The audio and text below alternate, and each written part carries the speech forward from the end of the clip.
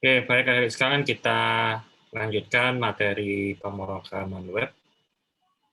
Kali ini mengenai form. Kalau diperhatikan itu, form itu untuk apa gitu ya? Untuk mendapatkan data dari user.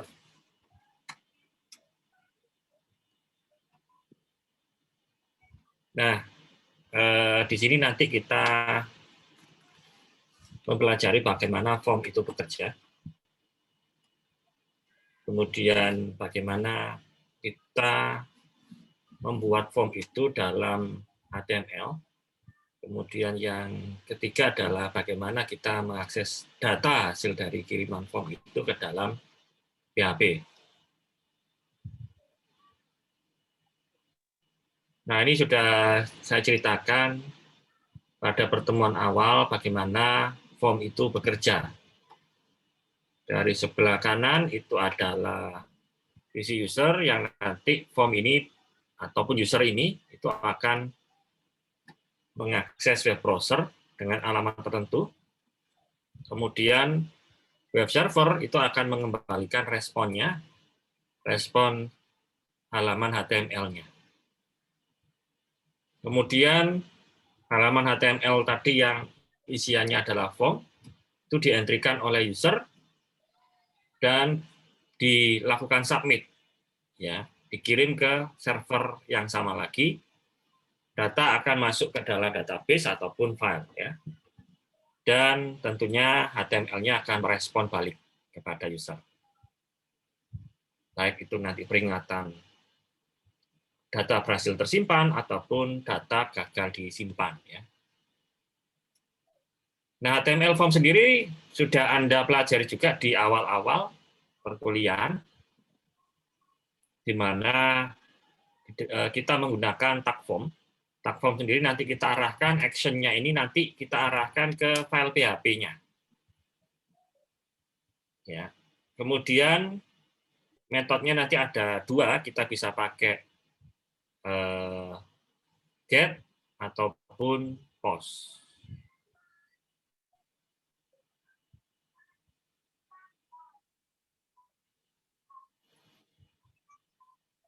Nah, ini penjelasannya ya.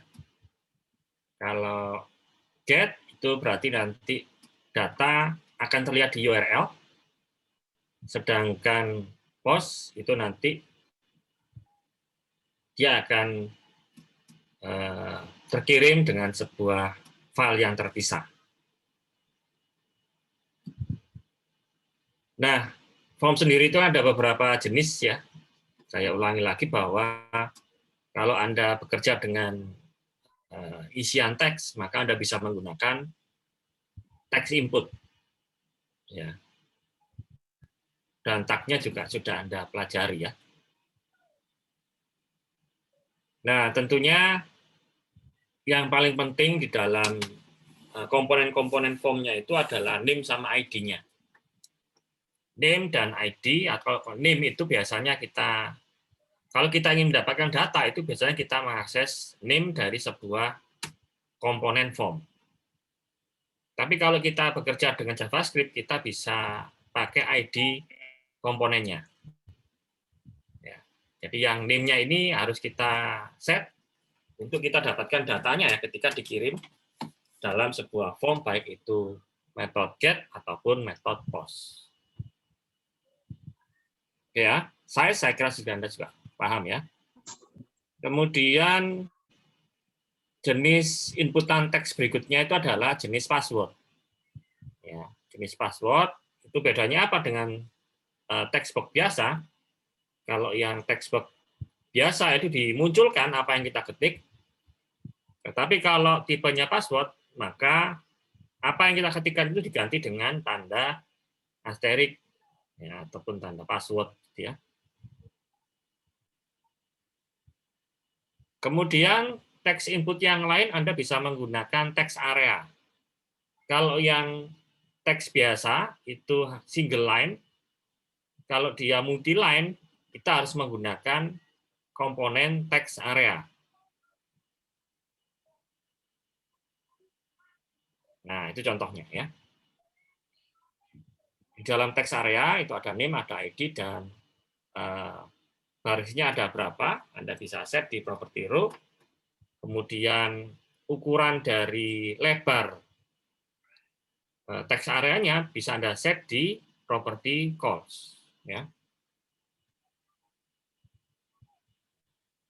Kemudian berikutnya adalah komponen drop down atau select box. Ya. Maka Anda bisa menggunakan tag select, di dalamnya Anda gunakan tag option untuk mengisikan list data yang ada di drop down atau select combo-nya. Oke. Tentu saja ada name dan ID di select tag-nya, dan option di antara select untuk menunjukkan pilihan pada drop down-nya. Dan Anda bisa lihat di situ ada property selected. Ya. Kalau Anda definisikan dia selected, berarti pilihan default ketika dimunculkan pertama kali formnya, maka pada area selected saja yang akan dimunculkan pertama kali di area drop-down-nya. Kemudian berikutnya adalah tag radio button. Ya, radio button sendiri adalah pilihan, sama kayak yang drop down tadi, pilihannya cuma satu, tetapi dalam bentuk bulat atau radio. Ya. Anda bisa pilih hanya satu saja dari pilihan yang ada, tapi dengan syarat name-nya harus sama. Ya. Kalau name-nya berbeda, ya dia nggak bisa dipilih salah satu. ID-nya boleh beda. Ya. ID-nya boleh beda namanya, tetapi property name harus sama, ya, supaya dia hanya bisa dipilih salah satu saja pada setiap pilihan radio button. Oke, sama. Ada name, ada ID, ada value, ada. Nah, di sini ada check. Kalau misalnya modenya checked, berarti radio button itu pilihannya itu dipilih secara default. Ya. Kemudian berikutnya komponen checkbox. Ya, checkbox sendiri itu adalah sama halnya radio button, tetapi dia bisa dipilih lebih dari satu. Kalau radio button tadi misalnya adalah jenis kelamin ya, pria atau wanita, pilih salah satu. Tapi kalau checkbox, dia pilihannya kayak centang gitu, dan bisa Anda pilih salah satu ataupun beberapa. Contohnya adalah hobi. Hobi mungkin lebih dari satu. Nah, bisa dipilih pilihan lebih dari satu. Ya. Oke, di dalamnya ada name, ada ID, ada value, dan sama dia defaultnya kalau dicek, maka dari komponen checkbox-nya tadi itu akan tercentang secara default. Oke, berikutnya adalah komponen hidden fields. Ya. Hidden field ini adalah komponen bantu. Komponen bantu saja yang nantinya kita perlukan dalam sebuah transaksi ataupun sebuah cara di form ketika kita membutuhkan sebuah parameter baru yang kita butuhkan. Ya macam-macam nanti ya kebutuhannya. Hidden field ini. Hidden field sendiri ini tidak ada tampilannya ya. Di layar browser itu nggak akan pernah dilihat, nggak akan pernah muncul. Dia hanya fasilitas bantu saja untuk kebutuhan pembuatan aplikasi ya, hidden field. Misalnya saja ya, misalnya saya butuh mendeteksi apakah saya menekan tombol tertentu. Nah, kalau tombol tertentu saya tekan, saya akan mengupdate nilai dari hidden field ini. Kemudian nanti kita dikirim, kita tahu bahwa kondisinya sesuatu telah ditekan. Itu kebutuhan contoh lah, contoh kebutuhan yang ada misalnya, ataupun aplikasi-aplikasi yang saat ini beredar misalnya. Misalnya seperti itu ya, dia ngeklik tombol atau ngeklik area tertentu. Nah, itu kita butuh flagging. Kita butuh flagging penanda bahwa kita sudah melakukan action tertentu. Nah, PHP-nya taunya dari mana? Nah, dari data yang kita kirim. Contohnya yang bisa kita manfaatkan adalah hidden field. Isinya cuma name sama value ya, type-nya adalah hidden. Nanti value ini yang berguna, kita set berapa nilainya, itu bisa kita atur langsung secara default, ataupun kita mainkan dengan JavaScript. Ya. Kemudian berikutnya adalah submit button. Submit button ini berguna ketika kita melakukan action. Ketika sebuah form itu sudah dilakukan entry data. Ya. Biasanya submit ini adalah mengirimkan hasil entrian ini kepada halaman yang lain. Nah, Anda tinggal mengetikkan tag input, type-nya submit, name-nya submit, terserah ya name-nya ini. Name-nya terserah. Ya. Nah, value-nya ini yang akan dikirim dan juga akan dimunculkan ke dalam tombol. Ya, nanti akan dimunculkan dalam tombol itu ya di value itu ya namanya simpan, maka value-nya Anda ganti jadi simpan. Ya. Nanti juga ada tipe button itu button. Tipenya button. Bedanya apa? Kalau submit sendiri dia akan mengirimkan form, tapi kalau button dia tidak mengirimkan form. Ya. Dia bisa dipanggil atau memanggil JavaScript. Ya, kalau type-nya adalah button. Nah, berikutnya adalah field set. Di HTML 1.0, semua input itu harus digrupkan dengan menggunakan form.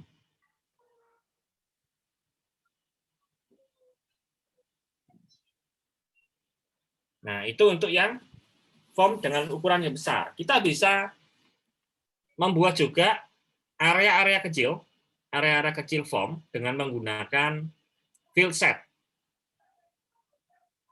Ya, kita bisa menggunakan field set ini.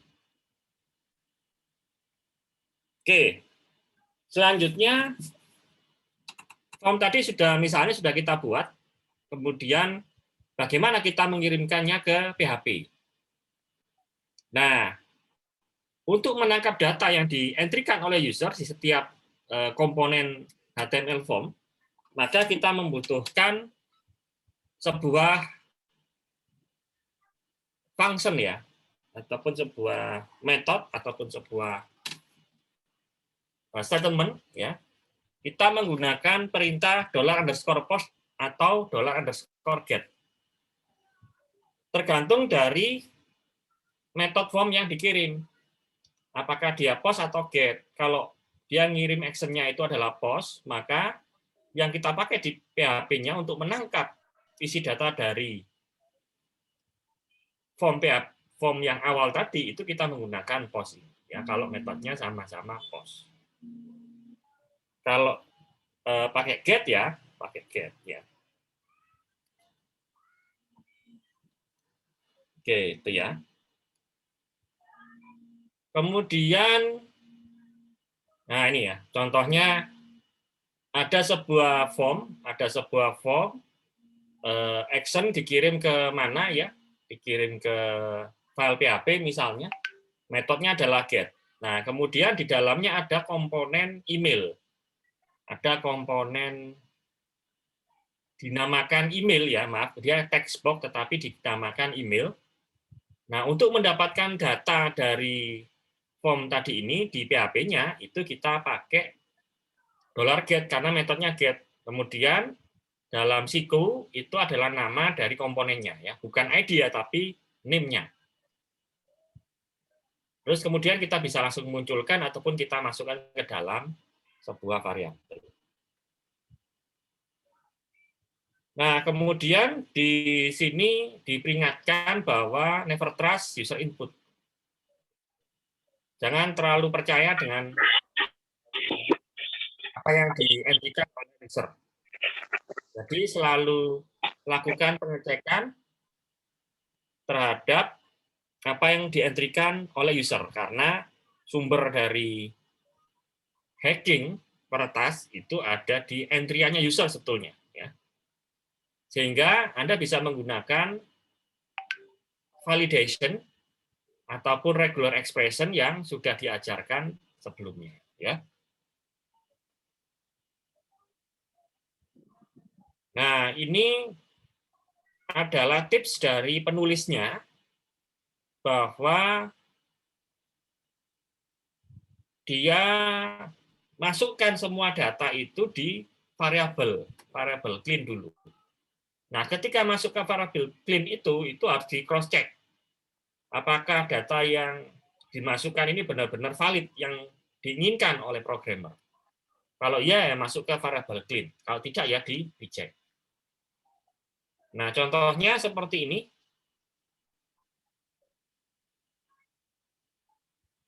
Memeriksa apakah isian dari username itu karakter alfanumerik.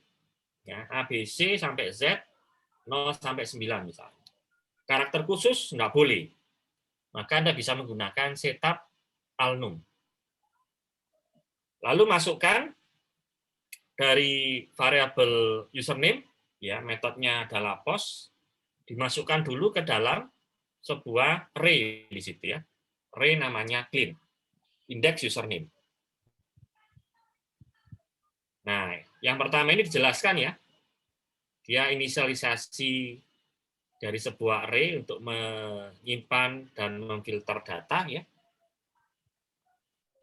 Nah, kalau berikutnya ini adalah inspect username to make sure that is alphanumeric. Memastikan bahwa memang karakternya itu tipenya alphanumeric.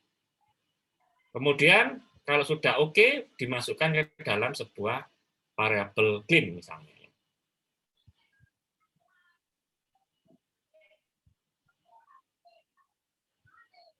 Nah, kita juga melihat juga, mengecek apakah data itu memang sudah disubmit. Anda bisa menggunakan iset. Iset itu adalah function untuk ngecek apakah ada isinya pada sebuah metode variabel post ataupun metode variabel get. Anda bisa menggunakan fungsi iset.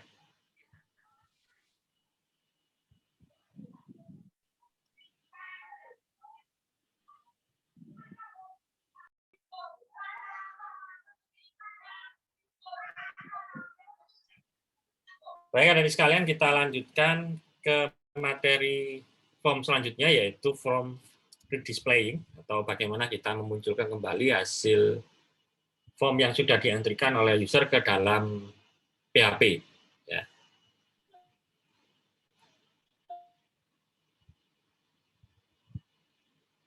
Penjelasan awal, sekarang kita ingin tahu atau ingin melakukan pengecekan, ataupun tidak bahkan, ya, ketika user melakukan entry,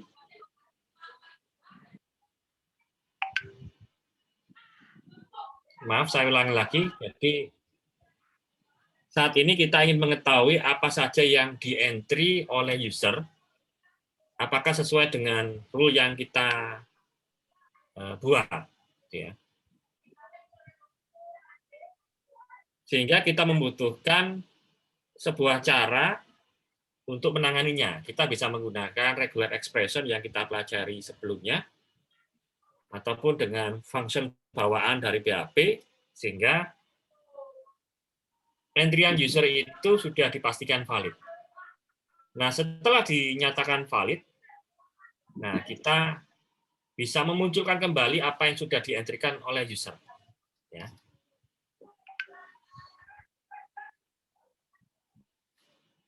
Oke, kemudian apa poin pentingnya di sini adalah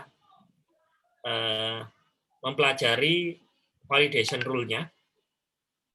Kemudian yang kedua adalah ketika validasi itu error, maka seharusnya form itu menampilkan kembali entry-nya kepada user. Jadi entry yang sudah dientrikan tadi itu dikirim ke server, ada feedback, ada kesalahan entry, maka dikembalikan lagi datanya itu dan dimunculkan lagi di formnya. Tidak hilang entry-nya, supaya si user itu tidak ngentri 2 kali. Dia cukup membenahi apa yang sudah dientrikannya, sudah dinyatakan salah. Tapi ada peringatannya di sebelah kanannya, atau ada message box-nya, ya, ada kesalahan yang harusnya ini dikoreksi. Ya, inginnya seperti itu, ya. Oke, langsung saja, ada beberapa cara ya di sini. Oke, yang pertama adalah Anda harus menanganinya dalam satu form. Harus dalam satu form.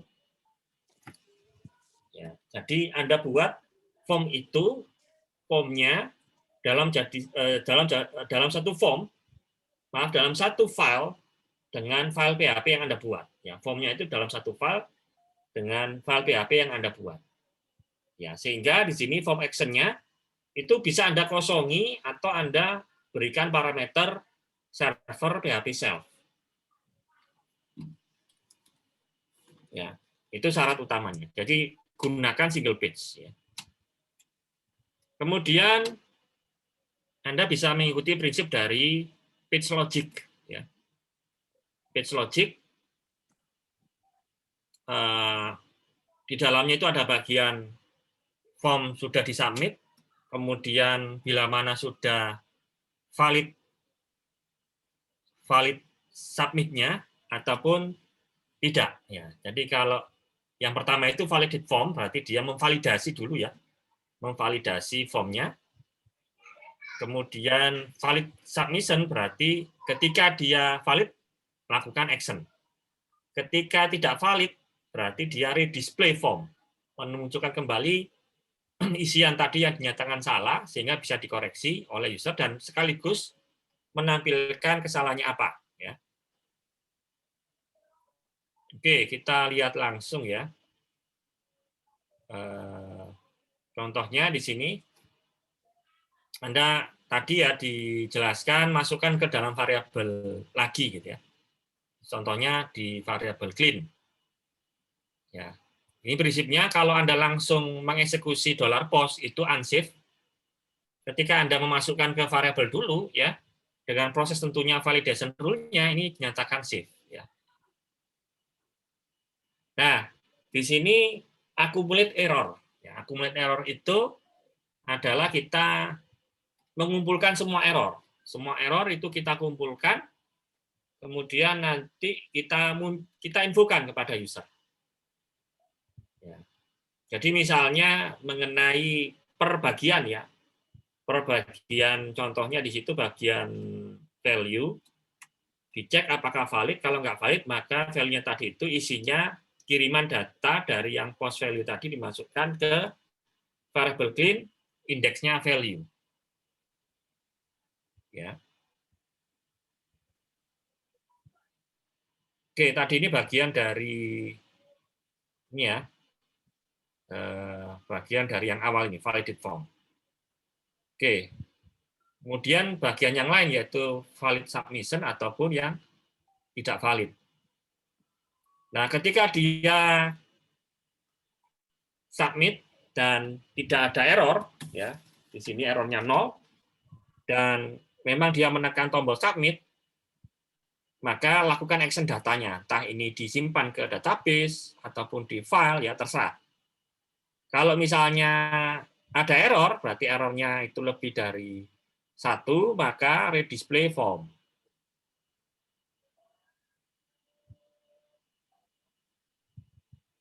Nah, ketika error, maka munculkan errornya. Error pesannya apa, itu munculkan saja ya. Nah, di situ. Dan kemudian ketika misalnya yang error itu adalah, ini contohnya emailnya, maka di bagian value-nya itu Anda munculkan lagi seperti ini. Echo is set clean email. Jadi kalau misalnya dia ada isi datanya ya, hasil isi data dari yang error tadi, maka munculkan Ya, munculkan nilai yang salah tadi, ya. Dimunculkan kembali ke formnya tadi. Jadi formnya tadi yang ketika error itu tidak kosongan lagi, ya. Ketika dikirim ya tetap masih ada isinya, ditambah dengan errornya apa. Nah, errornya tadi kan ini. Itu bisa di echo di bagian atas atau di sampingnya si komponennya tadi, ya. Itu bisa saja, gitu ya. Nah, itu ya bisa ditaruh di sebelahnya sini juga bisa. Ya, itu lebih tepat ditaruh sebelahnya, ya. Ini errornya apa? Ya, entryan error misalnya, atau email keliru misalnya, ya, di sebelah kanan. Nah, itu materi mengenai form.